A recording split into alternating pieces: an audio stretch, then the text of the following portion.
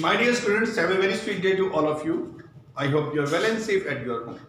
जी हाँ प्यारे बच्चों, उम्मीद करता हूँ आप घर पे ठीक ठाक होंगे और रोज का काम रोज कर रहे होंगे। प्यारे बच्चों, आज हम स्टडी करने वाले हैं 12 इकोनॉमिक्स। जी हाँ, इंडियन इकोनॉमिक्स से चैप्टर नंबर 3 की। चैप्टर नंबर 3 जिसका की नेम है feature, problems and the policies of agriculture. जी हाँ प्यारे बच्चों, आज इसका सब टॉपिक जो हमने लिया है वो लिया है features of Indian agriculture. Indian agriculture की क्या फीचर्स हैं, क्या कैरेक्टरिस्टिक्स है। पहली फीचर की बात मैं करता हूं तो पहली फीचर है इंडियन एग्रीकल्चर की low productivity. Yes my dear students, productivity means the output per hectare of land. इसका मतलब है कि कितना आउटपुट जो है पर हेक्टेयर ऑफ लैंड में प्रोड्यूस होता है। जी हाँ प्यारे बच्चों, it is the extremely low in India. ये भारत में बहुत कम है in compare to the advance nation. अगर एडवांस नेशन से मैं कंपेयर करूं, उनके कंपैरिजन में देखूं तो इंडिया का प्रोडक्शन जो है काफी लो है। देखिए एक टेबल बनाई है मैंने, उससे मैं समझाने की कोशिश करता हूं आपको।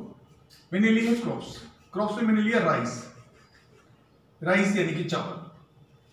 और राइस को उत्पादन करने वाली कंट्री का कंपैरिजन दिखाने के लिए मैंने कंट्री नेम लिए इंडिया, चाइना, यूएसए। अब इनकी 1 हेक्टेयर की प्रोडक्टिविटी कितनी है वो टन्स में ली है मैंने, tons of output per hectare of land, यानी 1 हेक्टेयर में कितने टन अनाज पैदा होता है। अब बात चल रही है चावल की, राइस की। राइस की प्रोडक्टिविटी है इंडिया में 3.2, चाइना में 6.7 टन। 1 हेक्टेयर में अनाज 3.2 टन इंडिया में, चाइना में 6.7 टन और यूएसए में 7.5 टन। और वर्ल्ड की एवरेज लगभग 4 के आसपास है। इंडिया देखो कितना बैकवर्ड, कितना पीछे जा रहा है प्रोडक्टिविटी के मामले में। पर हेक्टेयर की उपज बहुत कम है। अब बात करते हैं वीट की, हम गेहूं की, इंडिया, चाइना और यूएसए की। अगर इंडिया की बात करूं तो इंडिया के अंदर प्रोडक्शन जो है पर हेक्टेयर का 2.8 टन पर हेक्टेयर का आउटपुट है। चाइना का 4.7 का एंड यूएसए का 3.1। यूएसए का यहां पर जो हमारे पास डाटा है वो है हमारे पास प्रोडक्शन का 3.1 ही है। इसका मतलब है कि चाइना इंडिया से ज्यादा वीट जो है वो प्रोड्यूस करता है पर हेक्टेयर में, पर हेक्टेयर ऑफ लैंड में। यूएसए भी इंडिया से ज्यादा ही प्रोड्यूस करता है पर हेक्टेयर ऑफ लैंड में। इंडिया इनमें आज भी पीछे है इन प्रोडक्शन में, चाहे वो राइस का हो, चाहे वो वीट का हो या फिर क्रियल्स का हो, पीछे है इंडिया। दूसरी बात, इंडियन एग्रीकल्चर की क्या विशेषता है? Discussed unemployment. भारत के अंदर छिपी हुई बेरोजगारी पाई जाती है। What do you mean by discussed unemployment?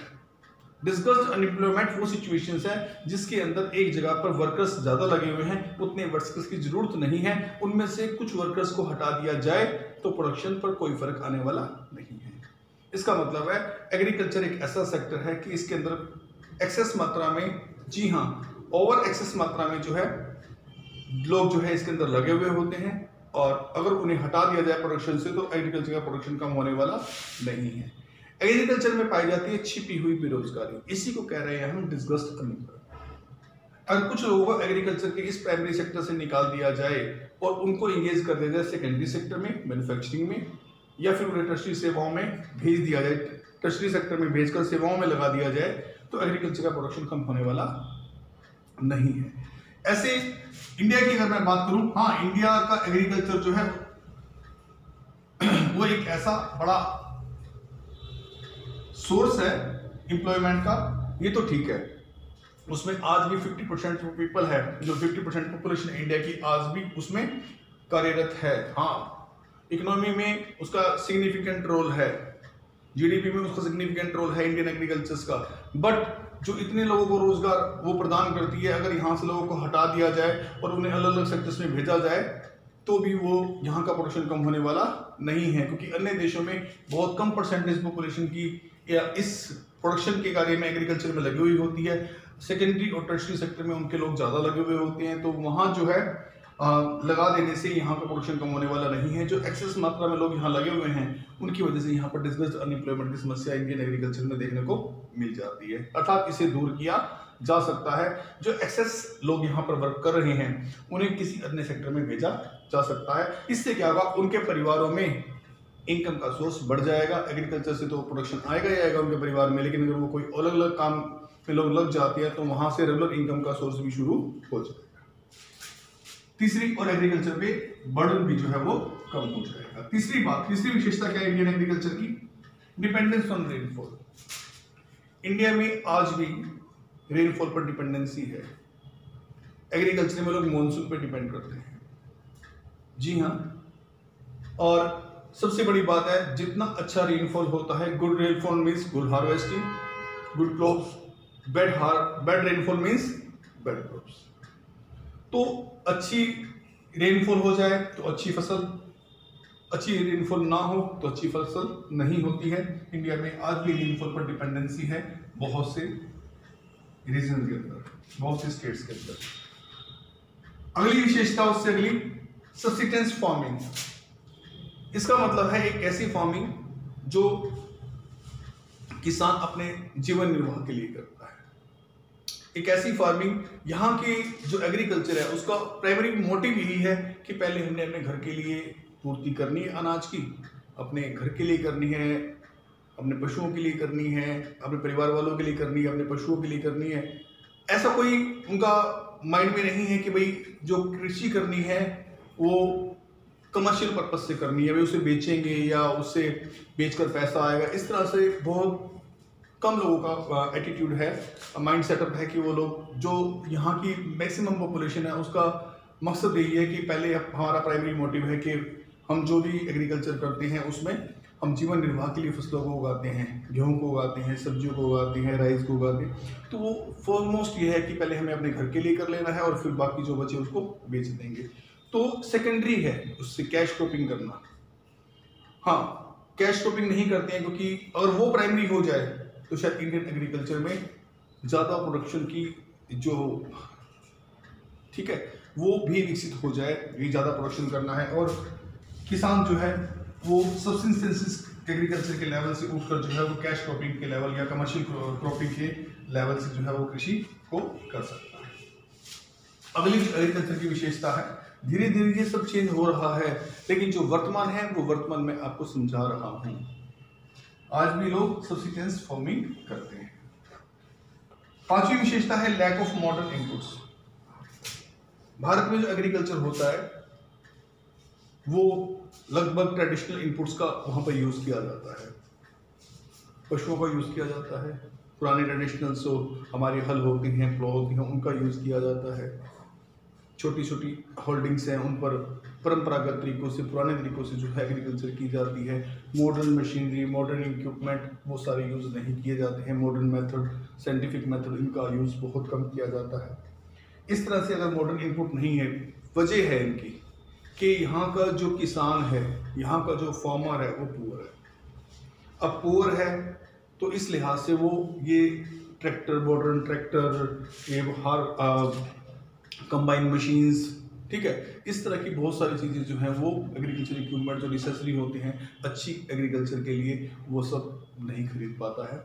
तो इसीलिए मॉडर्न इक्विपमेंट्स का अभाव है और ट्रेडिशनल तरीकों से ही एग्रीकल्चर किया जाता है। That's why productivity of in agriculture in India is very much low. Sixth feature क्या है इंडियन एग्रीकल्चर की? Small holdings.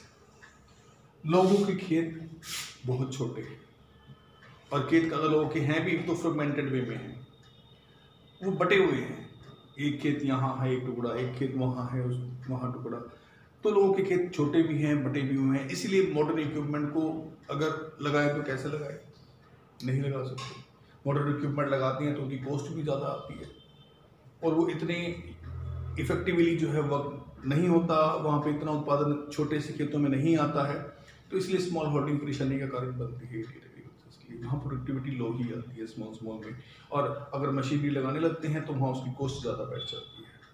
तो इसलिए परंपरागत तरीकों से किसान कृषि करने में मजबूर हो जाता है। स्मॉल होल्डिंग्स है, खेत छोटे छोटे हैं और हैं भी तो बटे हुए हैं।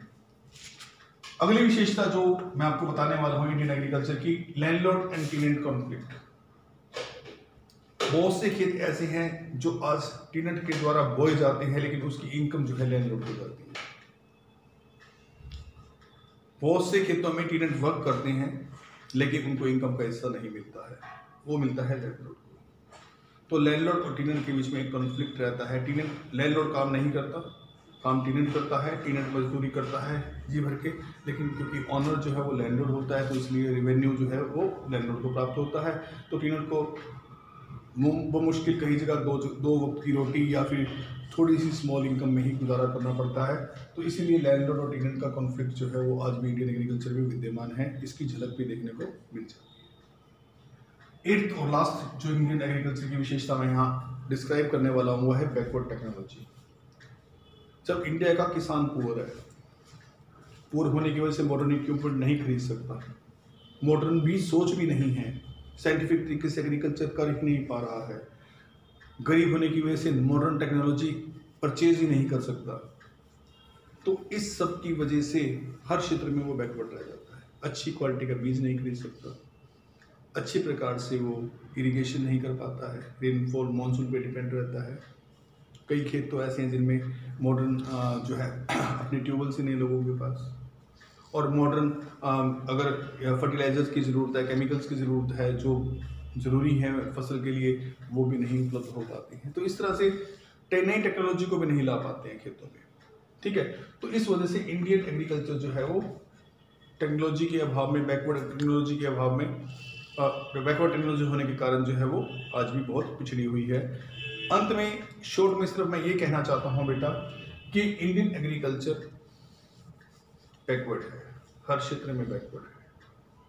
जब तक हम इंडियन एग्रीकल्चर में किसान को गरीबी से नहीं निकालेंगे। अच्छा, अगर वो बैकवर्ड है तो क्या है? अगर वो बैकवर्ड है तो उत्पादन कम है, प्रोडक्टिविटी कम है। अब प्रोडक्टिविटी कम है तो गुड्स का फ्लो भी कम आता है। जब प्रोडक्शन कम आता है, गुड्स का फ्लो कम आता है एग्रीकल्चर से, तो आप ये जानते हो देश के जो अगले सेक्टर हैं सेकेंडरी, और जो उससे अगला सेक्टर है टर्शरी, ये भी बैकवर्ड रह जाते हैं। कुल मिला के इंडियन एग्रीकल्चर बैकवर्ड है। इसकी बैकवर्डनेस की वजह से बाकी सेक्टर भी पीछे रह जाते हैं। अगर ये सेक्टर विकसित हो जाए, यहाँ से इनफ मात्रा में प्रोडक्शन निकल आए, इनफ मात्रा में रॉ मटेरियल मिल जाए, तो हमारी फैक्ट्रियों में भी इनफ मात्रा में गुड्स प्रोड्यूस होंगी, तो फिर हमारा टर्शरी सेक्टर भी उतना ही ज़्यादा, सपोर्टिव ट्रांसपोर्ट वगैरह उतने ही ज़्यादा और विकसित हो जाएंगे। तो हमें ज़रूरत है कि हम एग्रीकल्चर सेक्टर्स को बहुत ज़्यादा विकसित करें। Thank you.